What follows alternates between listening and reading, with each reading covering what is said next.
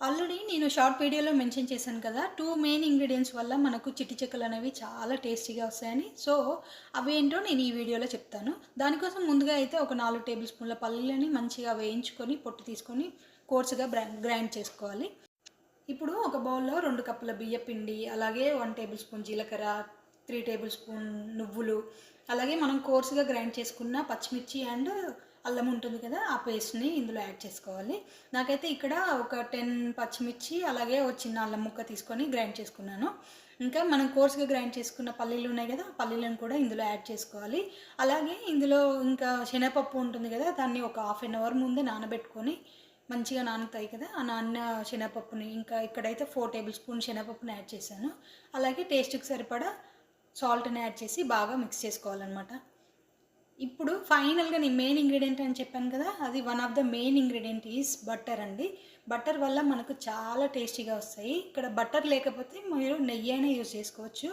ఈ రెండిటి వల్ల మనకు చాలా టేస్టీగా ఉంటుంది. ఐదర్ బటర్ గానీ, లేదంటే నెయ్యి గానీ. సో, ఈ బటర్‌ని మనం ఇట్లా అంటే మనం మంచిగా పిసికితే అది పిండి కన్సిస్టెన్సీ లాగా గట్టిగా ముద్దలాగా రావాలి. సో, అలా వచ్చినంత వరకు మనం బటర్ యాడ్ చేయాలనమాట. సెకండ్ మెయిన్ ఇంగ్రీడియెంట్ వచ్చేసి గోరువెచ్చని నీళ్ళండి. ఈ గోరువెచ్చని నీళ్ళు యాడ్ చేయడం వల్ల మనకి చెక్కలనేవి చాలా క్రిస్పీగా వస్తాయి.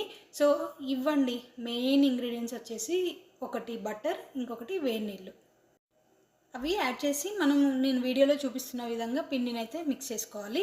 ఇంకా ఇక్కడ నేనైతే చెక్కలు ఒత్తుకోవడానికైతే నేను ఇక్కడ అది దంచేది ఉంటది కదా! అల్లం దంచేది. సో, దాంతోటైతే నేను ఒక కవర్‌లో ప్యాక్ చేసుకొని మంచిగా రబ్బర్ బ్యాండ్ ఏసుకొని, దానికి ఆయిల్ పూసుకొని ఇలా చిట్టి చిట్టి ముద్దలైతే రెడీ చేసుకున్నాను. మనం ఏంటంటే ఎప్పుడు పిండిని గాలికి వదిలేయద్దండి. మంచిగా తడి బట్టతో అయితే కవర్ చేస్తూ ఉండాలి. మనకి ఎప్పటికప్పుడు తడి బట్టతో అయితే కవర్ చేసుకోండి. సో, ఇంకా ఒక కవర్ తీసుకొని మంచిగా ఆయిల్ అప్లై చేసుకొని, ఈ చిట్టి చిట్టి ముద్దల్ని వాటిపైన ఏసుకొని, మనం దాంతో ప్రెస్ చేసుకుంటే మనకు చిట్టి చిట్టి గారెలనేవి రెడీ అయిపోతాయి. సో, చూస్తున్నారు కదా! వీడియోలో చూపిస్తున్న విధంగా మనకు మంచిగా ఈజీగా వస్తాయండి. ఈజీగా మనం ఇంకా కవర్‌కి ఇక్కడ ఆయిల్ అప్లై చేస్తున్నాము. అలాగే మనం ఆ కవర్‌కి అప్లై చేయడం వల్ల మనకు చిట్టి చిట్టి గారెలైతే వస్తాయి. సో, ఈ మెయిన్ ఇంగ్రీడియెంట్ మనం యాడ్ చేయడం వల్ల మనకైతే క్రిస్పీగా వస్తాయి చెక్కలైతే నో డౌట్. అసలు నేను ఫస్ట్ టైం చేసినప్పుడే చాలా అంటే చాలా టేస్టీగా అనిపిస్తున్నాయి. సో, చూస్తున్నారు కదా! మనకైతే ఇన్ని చెక్కలన్నీ రెడీ చేసుకున్న తర్వాత ఇంకా బాండీ పెట్టుకొని దాంట్లో ఆయిల్ డీప్ ఫ్రైకి సరిపడా ఆయిల్ వేసుకొని, ఇంకా ఆయిల్ వేడయ్యాక మనం రెడీ చేసుకున్న ఈ చెక్కలు ఉన్నాయి కదా! ఆ చెక్కలు వేసుకొని బాగా మంచిగా వేగనివ్వాలి. సో, ఒకవైపు కాగాక మళ్ళీ ఇంకో వైపు టర్న్ చేసుకొని మంచిగా వేగనివ్వండి.